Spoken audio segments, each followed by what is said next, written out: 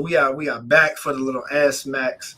And I know this is going to tie into quite a bit. We wanted to make sure that you guys joined us for this mental health awareness. Max also had another comment and question for you guys when it comes to directly our youth and what more we could do for them. With with the services that you all provide. So Miss Max gave me the free reign to go ahead and do this thing. So Max, here's how It's I want still to. mine, y'all. It's Oh, still it's mine. still yours. Charles permission. All right. Okay, I got it. It is yours. Like I'm just posing the question, and then I'm gonna get out the way. Okay. But the Ask Max, when we talk about mental health, I can't. Like I was trying to think, Gene, Trey, Razor, Max. How can I tastefully bring up the discussion of our brother Ja Morant? I was thinking, because I don't want to be one of these talking heads that's like trying to get likes and views and follows by this young man's pain, because the brother's going through something, obviously. And to me, Gene and Why you Trey, say that? that's what I'm getting at, brother. Because to me, it feeds into why we have you all here today, the mental health awareness. And Razor, to like my thing is, and first let me state the Ask Max. And I'm not, I'm gonna be honest with y'all. This Ask Max is coming from me, Max. Even though I had this conversation with others, and I feel for the brother so much, I don't even know what the question is exactly. Gene, you may have to help me or Trey frame the question. But it's like, what can we do for our brother and brothers like Ja Morant? What can we do for our brothers like Ja Morant? We don't know him personally. We probably never will meet him or talk to him. But our brothers because I see so many of our young brothers look just like him. Razor, to the point to where you got the world at your disposal. You got God-given talent that can be generational shifting. But to fit in, to look cool, whatever the reason may be, you're willing to throw it away. Like you're willing to risk it all. Because society tells you, like, this is how you're supposed to look. This is what you're supposed to do. That's what I see. Without knowing the brother's personal story and day by day run-in, so I'm not going to judge him on that regard. But what we do know is what we see public.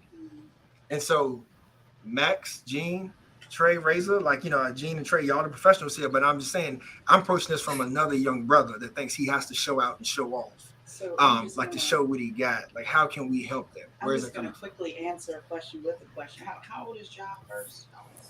I mean, he's early 20s. Yeah. I can't nail it exactly, but he's early 20s, so mid-20s. Yeah. Are we really dealing with a mental health issue, or is this a young kid doing something stupid? But that's still my point, though. Like the way that we think, the way our young men think, right? So even if you don't call it mental health, it's still the way our young black men think. Yeah. Right. That's our culture. That's our culture. This is the problem I have with it. Okay. Where I'm from, white guys had two pistols, 2 shotguns, 2 rifles in the back of their window driving up to school, down there. Mm-hmm. And, they would have a dead animal on the back of their truck, gutted it, blood running down the side of it. And sitting there. No, let's take away the Confederate flag because I don't want to divert. Okay, I got they literally would have a dead animal, blood running down the side of their truck, on their boots, on their person, and a knife on their side, and it's fine.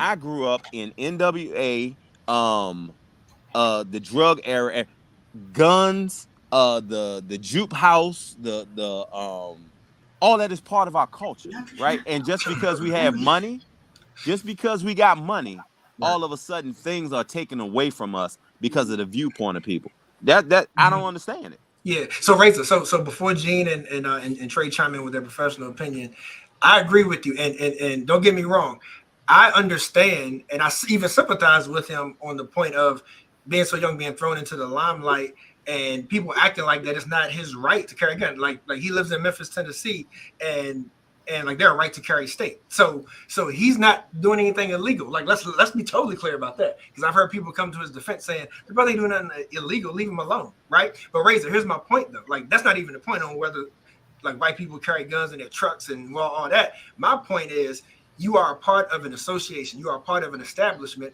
whether you like it or not, Razor. They're going to give you millions of dollars, and they want to make you the face of their league if you carry yourself this certain way. What I'm saying is, if it's your lifelong dream to be this professional NBA player, why is flashing a gun on social media worth it? That's all I'm saying. My question to you is, why do we have to be bought? Well, here's my thought about the whole thing is, is in terms of Ja, for me, it's about just poor decision making. I take more issue with society's, the public's response to his actions.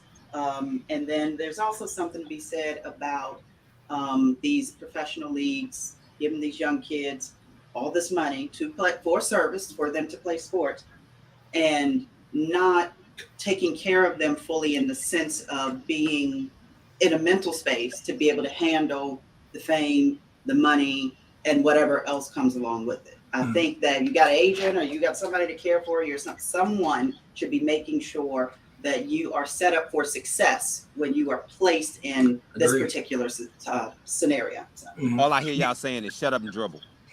No, brother. No, I'm not saying that at all. Like what I'm talking about is, and I want Gene and Trey to, and I totally get where you're coming from, Razor. But I'm not saying. I'm saying to me, there's a messed up way of thinking, to where he feels like he has to show off and show out like he's a thug. When you a millionaire, you don't gotta portray like this street image, bro. Like you're messing up your money. Like to be fact, Razor, like, and I don't see nothing wrong with it. You're messed up. It's no different than you being a businessman, Razor, but you gotta cater to your constituents. And that's not selling out. That's you being professional. He's not looking professional right now. But why do you have to be a thug because you have a gun and rap music is playing in the background? Why does that have to be a thug?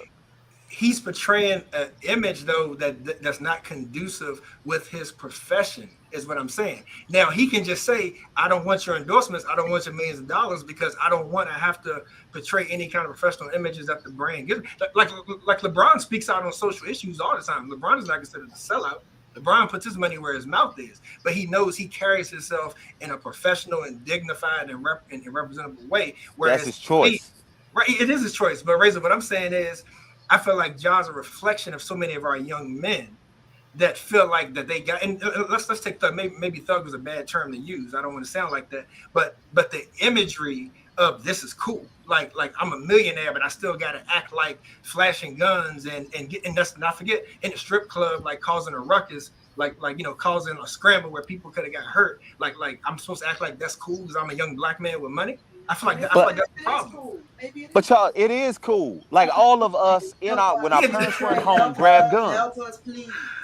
Yeah, it is cool. All of us grabbed guns when our parents weren't home, and doesn't mean that we were trying to shoot nobody or nothing. But the first time that you learn how to cock a gun, chamber a gun, it does feel cool. So just because he has money does not mean that we have to put him in a certain category. But is that the image that we want the other young black men to emulate? Because like it's the image we emulated. So I don't see your point. Can I get in? And I think it would be please, just for real quick, Gene, I think Let me hear we Max. would be responding differently if we were personally in that scenario. I don't know that Razor would be saying that if it one of his kids who was out here. She right, Razor. She right. If it was one of my kids, it's because it's in their blood. Help us, Gene. Come on. You don't get a name like Razor because you sell Girl Scout cookies. Razor, I appreciate your perspective, man, but I gotta be honest with you, man. When it comes to this, I think we forget our historical history and how, if you look at the NBA, right, and you go back to Jalen Rose and you go back to Allen Iverson, you go back to Michael Jordan, you go back to how we've transcended the images and the stereotypes of us, of black people, right? And we cannot forget that historical perspective and how it's linked. If it's white, it's right.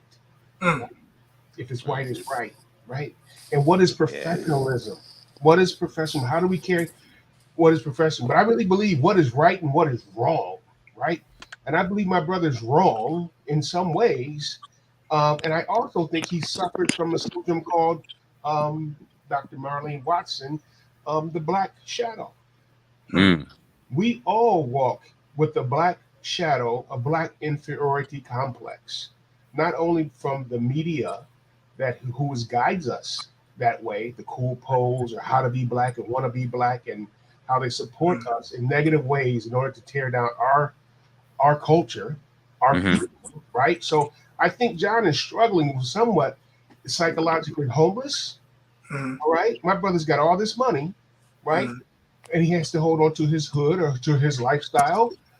And then if he chooses to be right, not white, then is he selling out?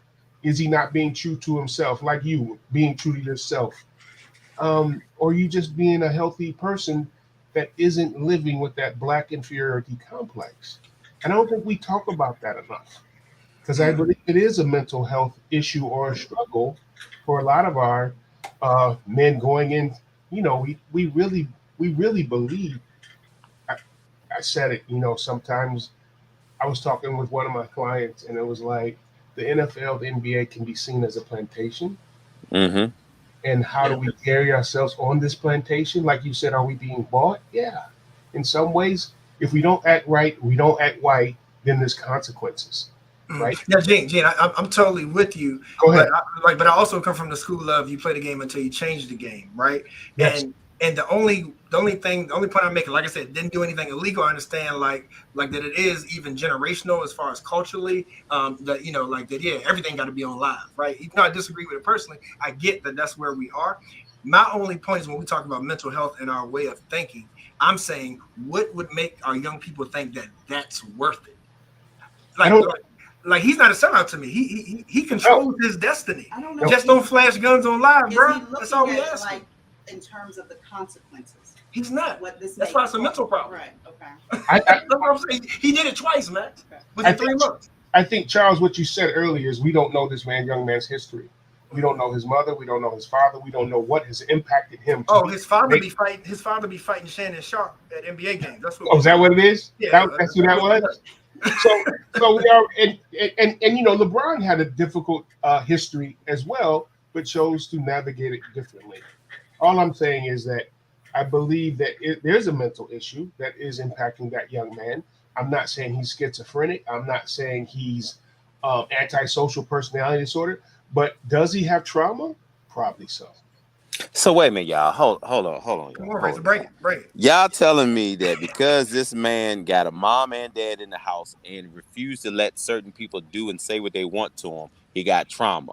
But LeBron doesn't even know who his daddy was his whole entire life and moved from house to house and pretty much let people do and say what they want. And his combative way is to put his money out there to build schools and stuff, but never really stand up for himself.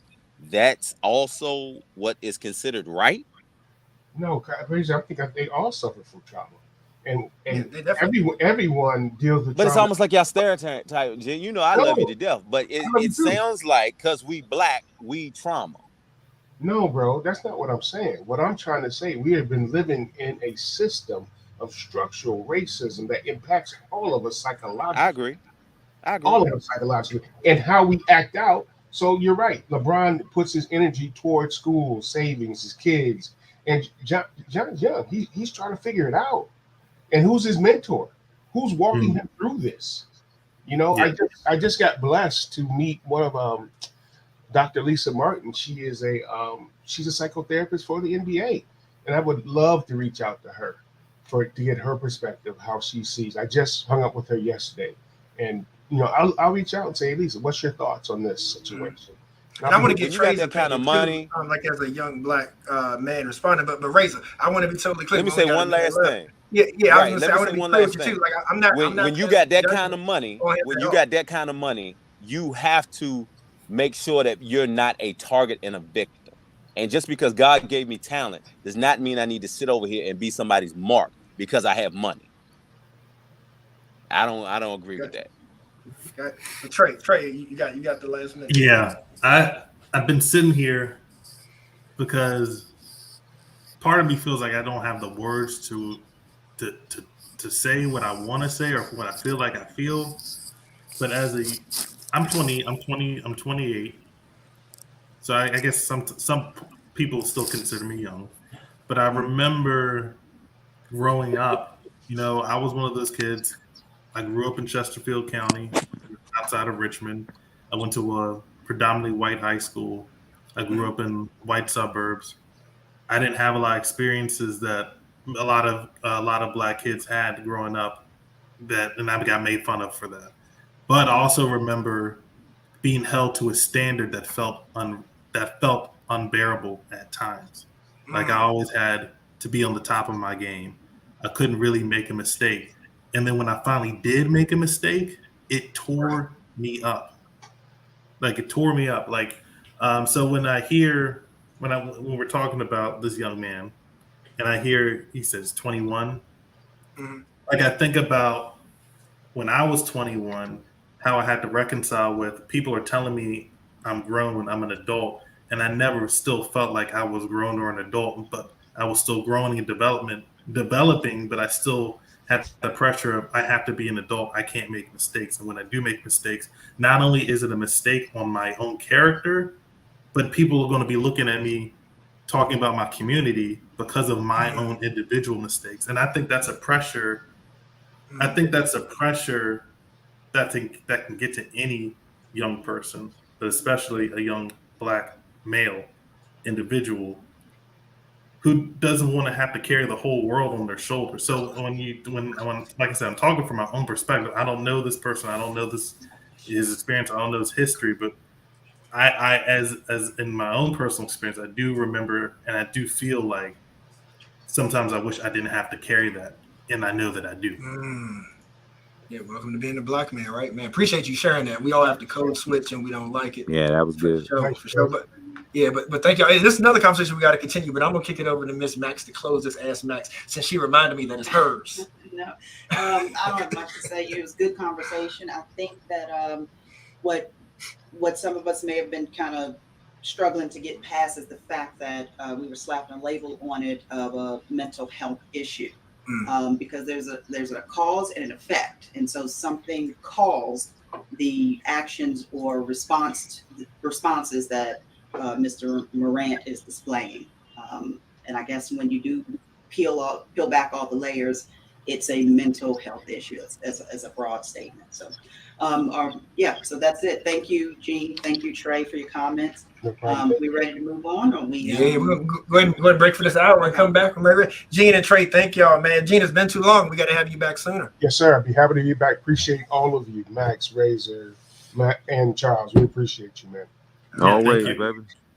The continued blessings. Let us know how we can help. All right. Hey, I did send you guys in your email the Healing Racial Trauma and Understanding Tangible and Intangible Loss. It's a great read.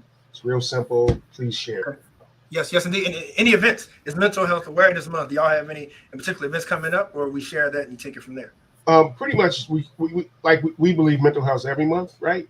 That's right. We're gonna do it. So we have the Racial Awareness Sensitivity Group, 6:15 to 7:45, the first and third Tuesdays of the month, and then we have the Breathing Room for our people, for Black people, not Black and brown, just Black people. We have a space to talk about their traumas, their struggles dealing with racial trauma. And that's Wednesdays, the first and third Wednesdays. And it's on Zoom. You can go to our website, www.cavahelps.com. The first and third Wednesdays from 9 to 10:30. So please join us and keep looking out for our stuff as we continue to push this issue about healing racial trauma. All right, thank you, Gene. Keep up the great work. Gene, I would love to have you back real soon. I want to dig down into how we help our youth. Oh, I'm with you. Just Let me know. I'll be happy to join you. Definitely. All right, guys. Take care. IMHO family. Stay tuned. Back with the last hour of the show.